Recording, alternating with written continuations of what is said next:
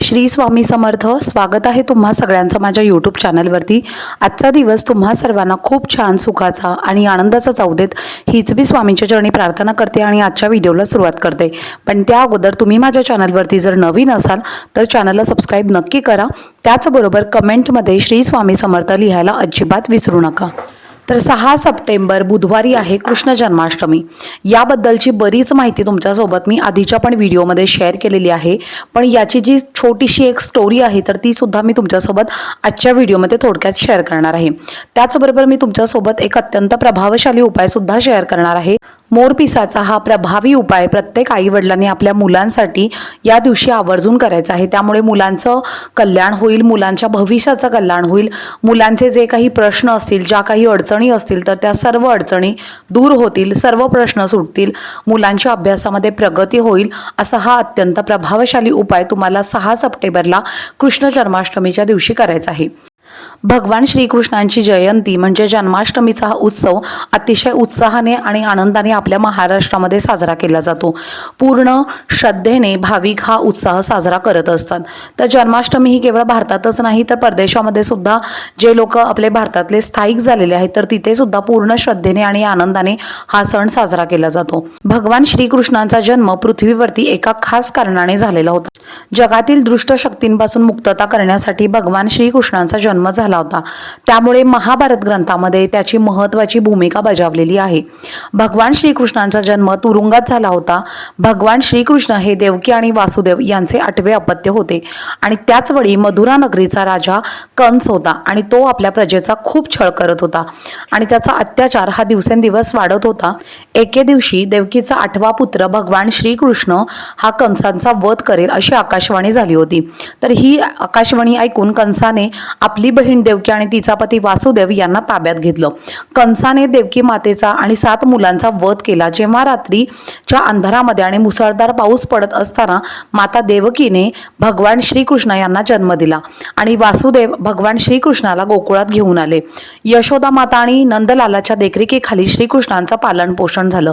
तर या दिवसापासून दरवर्षी जन्माष्टमी मोठ्या उत्साहाने साजरी केली जाते आणि या उत्साहात रात्रंदिवस पूजा, प्रवचन, भजन, कीर्तन, सेवा, पूजा, आराधना ही केली जाते. आणि याच दिवशी तुम्हाला तुमच्या मुलांसाठी अतिशय प्रभावशाली उपाय करायचा आहे. तर उपाय काय करायचा आहे हे आपण आता सर्वप्रथम जाणून घेऊयात. प्रत्येक आईवडिलांना असं वाटत असतं की आपल्या मुलामध्ये श्रीकृष्णासारखे चांगले गुण असावे. जर तुमच्या मुलामध्ये सुद्धा तुम्हाला श्रीकृष्णासारखे गुण हवे असतील तर तुमच्या मुलांसाठी तुम्हाला हा एक मोरपिसाचा उपाय आवर्जून या दिवशी नक्की करायचा आहे. भगवान श्रीकृष्णांच्या प्रत्येक फोटोमध्ये आपण बघतो की त्यांच्या डोक्याला मोरपीस हे लावलेलं असतं. त्यांना मोरपीस हे अतिशय प्रिय आहे. तर यामागची काय कथा आहे हे सुद्धा तुम्हाला मी अगदी थोडक्यात सांगणार आहे आणि उपाय सुद्धा तुम्हाला सांगणार आहे. त्यामुळं व्हिडिओ हा स्किप न करता शेवटपर्यंत नक्की पहा, जेणेकरून तुमच्यापर्यंत योग्य ती माहिती पोहोचेल. तर शिक्षणाची देवी आपण सरस्वती देवी म्हणजे सरस्वती माता आपली, तिला सुद्धा मोरपीस हे अतिशय प्रिय आहे. मग यावरून तुम्ही बघितलं असेल की मोरपीस हे आपल्या मुलांच्या फ्युचरसाठी किती महत्त्वाचं आहे. तेवढेच हे मोरपीस जर त्यांच्यासाठी आपण जर काही उपायासाठी वापरले तर आपल्या मुलांचं जे फ्युचर आहे तर त्यांना खरंच त्यांच्या फ्युचरसाठी त्याचा नक्कीच फायदा होईल. सर्वप्रथम मी तुम्हाला उपाय सांगणार आहे. तर उपाय काय करायचा आहे तर तुम्हाला 6 सप्टेंबरला कृष्ण जन्माष्टमीच्या दिवशी हा उपाय सकाळपासून संध्याकाळपर्यंत केव्हाही केला तरी चालेल. जेव्हा तुम्हाला वेळ मिळेल तेव्हा तुम्ही हा उपाय केव्हाही करू शकता. तर तुम्हाला काय करायचं आहे, मोरपीस घ्यायचा आहे. मोरपीस तुम्हाला अगदी इझिली कुठेही मार्केटमध्ये मिळतं आणि अतिशय कमी किमतीमध्ये हे मोरपीस आपल्याला अवेलेबल होत असतं. किंवा तुमच्या घरामध्ये जर मोरपीस असतील तर ते मोरपीस घेतलं तरीही चालेल. एखादा तुम्हाला बुकचा पुठ्ठा घ्यायचा आहे किंवा एखादा जाड पेपर घ्यायचा आहे आणि त्याच्यावरती ही 3 ते 4 किंवा 2 ते 3 मोरपीस जी आहे तर ती तुम्हाला त्या पुठ्ठ्यावरती चिकटवायची आहेत. म्हणजे तुम्ही कशानेही ती ग्लू स्टिकनी किंवा इतर कशाने सुद्धा तुम्ही ती मोरपीस जी आहे तर ती चिटकवू शकता. आणि या पुठ्ठ्याने किंवा या पेपरने तुम्हाला तुमच्या मुलांना हवा घालायची आहे किंवा मुलांनी स्वतःही हवा घेतली तरी सुद्धा चालेल. तर तुम्हाला 2 ते 3 मोरपीस ही या पुठ्ठ्यावरती किंवा या जाड पेपरवरती लावायचे आहेत.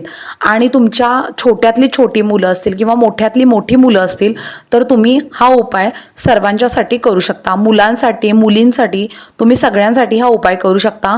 तर याचा मुलांना काय फायदा होणार आहे, तर तुमची मुलं जर हट्टीपणा करत असतील, तुमच्या मुलांचा हट्टीपणा पूर्णपणे बंद होईल. तुमची मुलं चिडचिडेपणा करत असतील तर त्यांचा चिडचिडेपणा बंद होईल, तापटपणा कमी होईल. कोणत्याही गोष्टींवरनं वारंवार तुमच्या मुलं आणि मुली जी आहेत तर ती अतिशय हट्टीपणा करत असतील तर त्या सर्व गोष्टी तुमच्या मुलांच्या बंद होतील. त्याचबरोबर मोरपिसाचा आणखीन एक उपाय तुमच्यासोबत मी शेअर करणार आहे.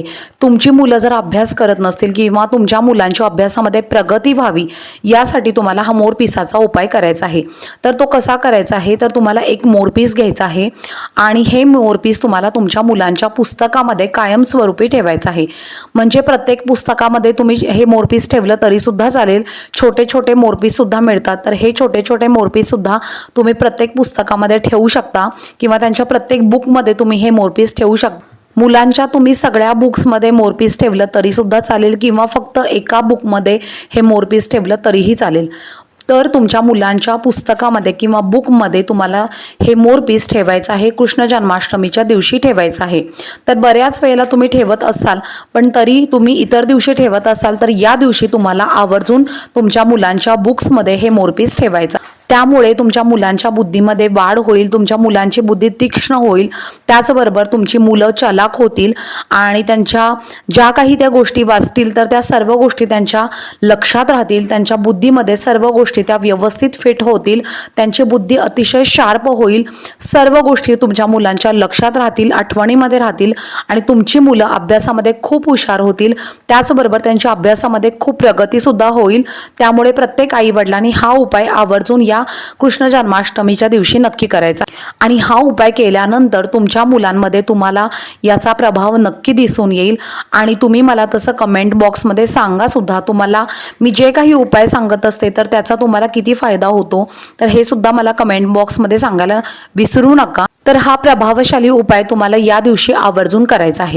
तर तुमची मुलं ज्या रूममध्ये झोपत असतील तिथे फॅन हा प्रत्येक रूममध्ये असतोच. जर तुम्हाला मी मगाशी सांगितलेला उपाय म्हणजे जो तुम्हाला मी मोरपिसांचा हवा घालण्याचा उपाय जो मी तुमच्यासोबत शेअर केलेला आहे, जर तुम्हाला अशी हवा घालणं शक्य नसेल किंवा तुम्हाला वेळ मिळत नसेल तर तुम्ही काय करायचं आहे, तर फॅनला 3 किंवा 4 पातीही असतात आणि ह्या पातींना आपल्याला मोरपीस एक एक चिटकवायचा आहे. जसा फॅन फिरेल तसं मोरपीससुद्धा त्यासोबत फिरणार आहे आणि त्याची हवा तुमच्या मुलांना मिळणार आहे. त्यामुळं हे सुद्धा खूप शुभ मानलं जातं आणि खूप फलदायी आहे. त्यामुळे तुम्ही हा उपाय नक्की करून बघा. तुम्हाला जर मगाशी सांगितलेला उपाय जमणार नसेल तर तुम्ही या पद्धतीने सुद्धा फॅनला मोरपीस लावून त्याची हवा तुमच्या मुलांना देऊ शकता. त्यामुळे हा उपाय तुम्ही नक्की करून बघा. या उपायांसाठी जास्त पैसा खर्च करावा लागत नाही.